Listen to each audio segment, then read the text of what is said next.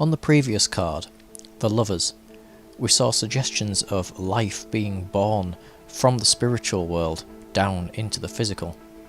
The Chariot card carries on this journey, and although at first glance it appears to have much less symbolism in it than some of the previous cards, it still carries on this idea of which has been growing throughout the tarot story. In many ways, the Thoth Chariot bears more resemblance to the popular Rider-Waite card than what we had previously seen before. The Rider-Waite showing a regal-looking warrior adorned with symbols of the stars and moon, charging forward towards the reader by duality-dressed Sphinx characters.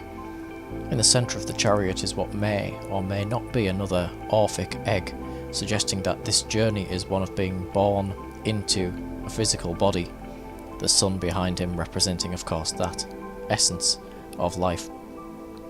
The Thoth Chariot card occupies path number 18 on the Kabbalistic Tree of Life. Now, this is the first time on the Tree of Life that a card has come down, so this is coming from Binar down to Geberar, which of course implies the descent of the spirit into the physical, which is what we saw previously and suggested with the Orphic egg. This is especially true when we consider that Binar on the Tree of Life is associated with the birth of form, and so this journey that the Chariot is going on is the journey through physical life, and it's suggesting that no matter what our personal beliefs may be, we are all on our own journeys through life in our own unique ways. And down at the bottom of the card, yet again we have our Hebrew character, and this Hebrew character is the word cheth, which can mean either a field or a fence. It's quite interesting that the actual character itself resembles what may be a fence. And of course, if we're to take this idea of a field and a fence, that of course creates an enclosure of which one would cultivate crops in order to live their lives, or an enclosure of which to build upon it their house or their property. In more metaphysical terms, this enclosure would be the container for a spiritual essence, and so if we are to catch lightning in a jar, we need a jar to catch it in the first place. So the bodies of which we inhabit in this physical world are containers or enclosures for the spirit or the soul to reside within. Much in the same way that if you wanted to drive down a road, you would need a car in order to do so. If you wanted to exist in this physical vibration, you would need to inhabit a physical body to do so. The other side of the bottom of the card shows the astrological sign, and this time the Chariot is associated with the astrological sign of Cancer. Cancer is the ruling sign of this card, and it is characterised as a crab. And a crab, going by what we've just seen before, has over the top of itself a hard shell, and it can also retreat into its shell if it is in trouble, suggesting that this shell is hiding within it the softer and more delicate nature inside it. Now you'll notice that the actual person of whom is within the chariot himself is holding no reins, and so the chariot may be moving, and yet he is not actually driving or controlling it in any way. His main function is to carry the item within his hands, which we will come to later.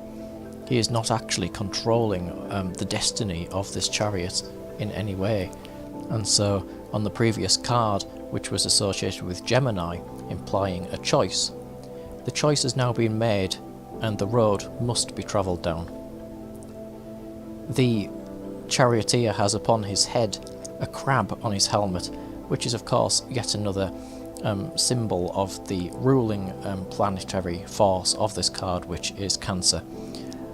Now, his armour is, as the crab would be, a protective shell or a protective armour, and yet again is suggestive that he is inside the armour. The armour wouldn't move if he wasn't inside making it move, and so we are the drivers of our bodies. We aren't a brain or a body, but we have a brain and have a body. Upon his actual armour are 10 stars. The 10 stars are most likely symbols of the Tree of Life itself, And so all 10 Sephiroth on the Tree of Life, which when joined together represent the entirety of the universe, and they are also associated with the world of Isaiah, which could be translated into English as the world of action, of movement. There are also sapphires or gem-style crystals upon the armour. These are linked to the Sephiroth of Binah yet again, the birth of form. And when form is fully birthed, it would be down in the Sephiroth of Malkuth. And so this is suggesting that this journey of which the charioteer is on is the journey of manifestation.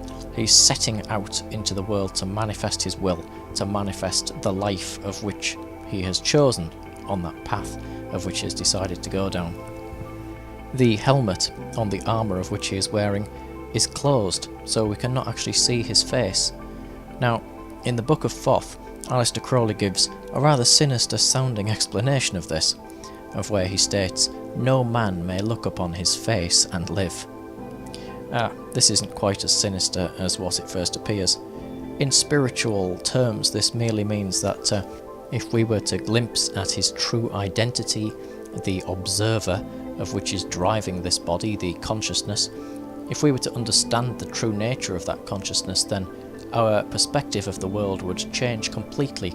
And so, in other words, if we were to look upon his face, his true face, then our perspective of the old world would die. Our understanding of reality would be changed. Now, he is sitting in what is quite obvious to most people as a posture of meditation. And so this is saying that he is concentrating very much on his will, and he's concentrating on the manifestation of his will internally, inside himself. He's not focusing on what's going on around him. The whole world could be falling around him, but he's concentrating on that fire of spirit inside which will allow him to manifest his own will and set the chariot upon going down that road to see it manifested. He is meditating in this position by sitting on top of the moon. Now, the moon in this case is not the same feminine archetype that we saw with the Empress.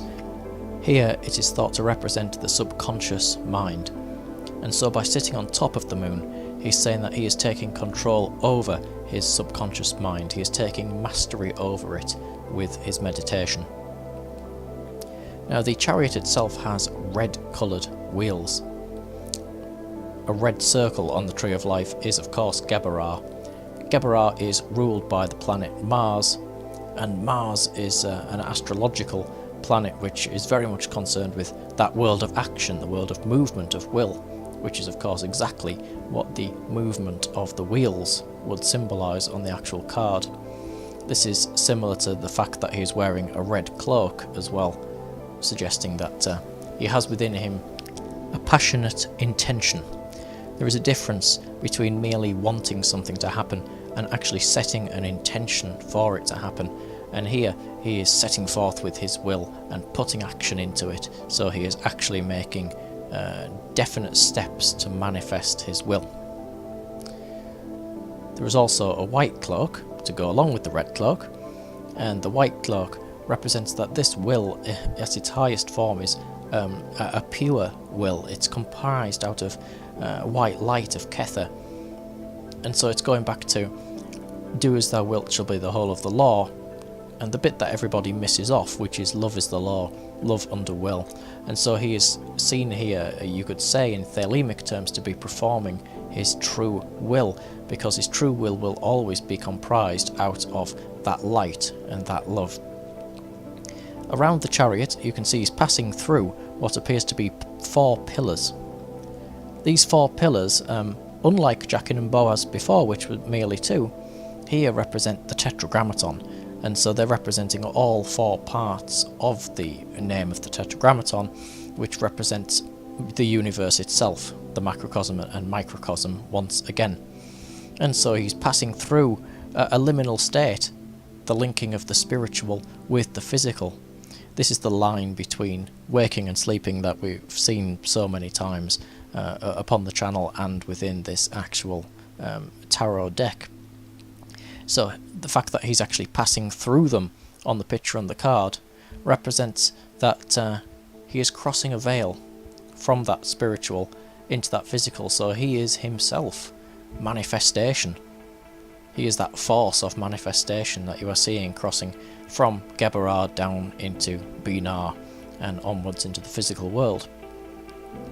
The Sphinxes take up the vast majority of the bottom half of the card, and unlike the Rider-Waite deck, this has 4 distinct Sphinxes.